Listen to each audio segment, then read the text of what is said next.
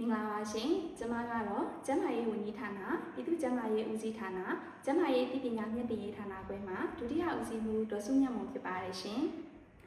ယနေ့မှာတော့အိန္ဒိယနိုင်ငံအနောက်ဘင်္ဂလားပြည်နယ်မှာကူးစက်ဖြစ်ပွားနေတဲ့ဒီဗိုင်းရပ်စ်ရောဂါပိုးနဲ့ပတ်သက်ပြီးတော့ကျန်းမာရေးဝန်ကြီးဌာနအနေနဲ့ကြိုတင်ပြင်ဆင်ဆောင်ရွက်ထားရှိမှုများကိုမိဘပြည်သူများသိရှိနိုင်စေရန်အတွက်ကျန်းမာရေးဝန်ကြီးဌာနပြည်သူ့ကျန်းမာရေးဦးစီးဌာနမှဒုတိယညွှန်ကြားရေးမှူးချုပ်ဒေါက်တာတန်းနိုင်စိုးကိုပြည်စုံညီများသွားမှာဖြစ်ပါတယ်ရှင်။ဆရာမင်္ဂလာပါရှင်။ဆရာရဲ့အမည်ကိုသိရသေးရှင်။ ကျွန်တော်ကတော့ကျန်းမာရေးဝန်ကြီးဌာနပြည်သူ့ကျန်းမာရေးဦးစီးဌာန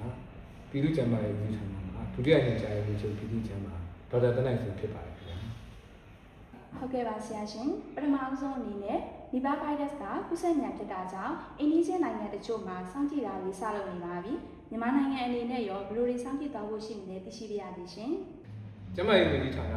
ကမ္ဘာ့ကျန်းမာရေးအဖွဲ့ဝင်နိုင်ငံများအကြားမှာ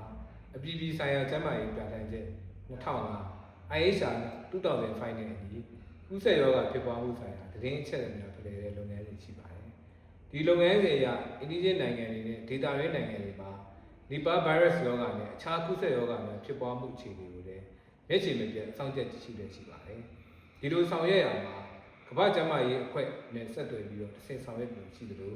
ဒီနိုင်ငံအချင်းချင်းနဲ့သတင်းဖလှယ်ခြင်းလုပ်ငန်းတွေကိုလည်းဒါဆောင်ရွက်လျက်ရှိပါတယ်။ဒီလိုဆောင်ရွက်ပြီးတဲ့အခါဒီယောဂဖြစ်ပွားမှုနဲ့အခြေအနေပတ်သက်ပြီးတဲ့အခါကျတော့မျက်ခြေမပြတ်စောင့်ကြည့်ကြည့်ရှုတဲ့အစီအကြောင်းဥစွာတင်ပြလိုပါတယ်။ကျန်းမာရေးဝန်ကြီးဌာနအနေနဲ့ကတော့ဒါကိုဗစ် -19 ကမ္ဘာ့ကပ်ရောဂါပြီးတဲ့အခါကျတော့ကျွန်တော်တို့ဒီနောက်ကျောက်ရောဂါပေါ့နော်။စတဲ့နိုင်ငံတကာပြည်သူ့ကျန်းမာရေးအရေးပေါ်အခြေအနေတွေဖြစ်ပွားခဲ့ခြင်းတွေကနေပြီးဒါကျွန်တော်တို့စတင်ဆောင်ရွက်ခဲ့တယ်ပေါ့နော်ဒါအပြည်ပြည်ဆိုင်ရာလေဆိပ်တွေပါဝင်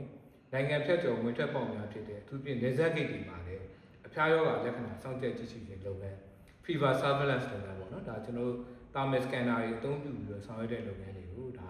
အဲ့ဒီအချိန်တွေကဆောင်ရွက်ခဲ့တာပေါ့နော်ဒါကျွန်တော်တို့ဒါဆက်လက်ရည်လည်းဒီနေ့ထက်တိုင်လည်းဆက်လက်ပြီးတော့အချိန်ဟုန်ကျွန်တော်တို့မြင့်တင်ပြီးဆောင်ရွက်ရရှိပါတယ်အထူးသဖြင့်ဒီကျွန်တော်တို့ဒီလက်တလောယောဂဖြစ်ပွားဒေတာဖြစ်တဲ့ဒီအိန္ဒိယနိုင်ငံနဲ့ကြီးမားကြောင်လို့သူပြင်ဒီအနောက်ဘင်္ဂလားဒေတာပေါ့နော် West Bengal ကနေပြီးတော့ပင်လယ်ဝင်ရောက်လာပြီးမှလည်းဆင်နိုင်ငံတွင်းတို့ဒီနီပါဗိုင်းရပ်စ်ကိုရောပေါ့နော်ကူးစက်ဖြစ်ပွားမှုမရှိသေးတဲ့အတွက်